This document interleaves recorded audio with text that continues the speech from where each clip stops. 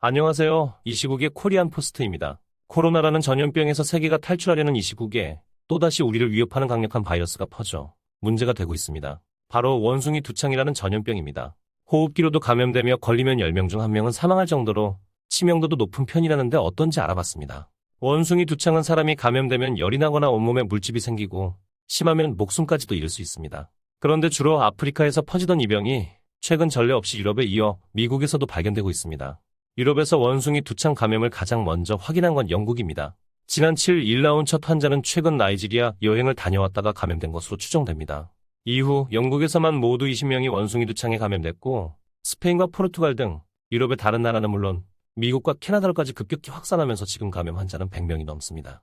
원숭이 두창의 발병 및 확산 상황에 대해선 우리 모두 매우 면밀하게 모니터링하고 있습니다. 원숭이 두창은 초기에는 발열과 두통 등 증상이 나타났다가 이후 수포와 딱지가 피부에 생깁니다. 중증으로 진행돼 죽음에 이르는 치사율은 변종에 따라선 최고 10%에 이를 수 있습니다. 지난 1970년 콩고에서 최초로 사람이 걸렸고 이후 아프리카 지역에서 꾸준히 감염 사례가 보고됐는데 아프리카 대륙 밖에서 동시다발적으로 급격히 확산하는 건 이번이 처음입니다. 이번 감염의 특이한 것은 아프리카를 여행한 적이 없고 아프리카에서 들여온 동물과 접촉한 적 없는 사람들이 감염되고 있다는 점입니다. 다만 원숭이 두창은 코로나 바이러스처럼 호흡기를 통해 전파되는 걸로 알려졌지만 전염력은 떨어진다는 분석이 나옵니다. 코로나 바이러스처럼 원숭이 두창을 바라보는 건 위험합니다. 둘을 구분해서 대처해야 합니다. 또 세계보건기구 WHO는 천연두 백신으로 원숭이 두창 감염을 85%까지 예방할 수 있다고 밝혔습니다. 이렇게 급격한 감염이 발생한 정확한 이유는 모르지만 면역력의 저하로 인해 동시다발적인 감염이 이루어졌다는 의견도 있습니다. 천연두라는 명칭은 일제강점기 때 유입된 일본식 한자어입니다. 전근대 시기에는 한일 양국에서 두창이라 불렸고 속칭으로는 마마라고 불렀습니다. 마마나 손님 등의 칭호는 본래 무속에서 사용하던 용어였는데 이는 존경을 표해서 돌려보내야 할 것으로 여길 만큼 대책 없는 병이었다는 말입니다.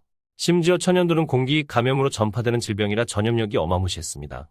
기초감염제 생산지수가 5에서 7로 최상위권입니다.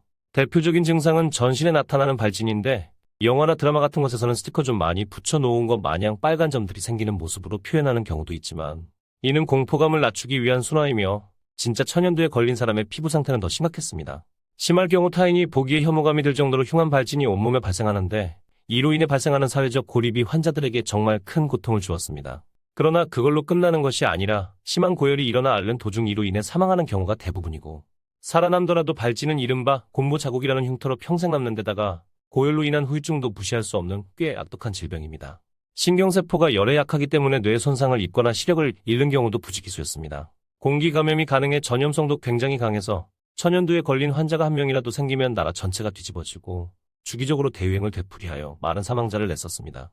그러나 현재는 백신으로 인해 가라앉은 천연두 바이러스의 망령이 다시 되살아나는 것은 아닌가 세계는 두려움에 떨고 있습니다. 이상 코리아 포스트였습니다.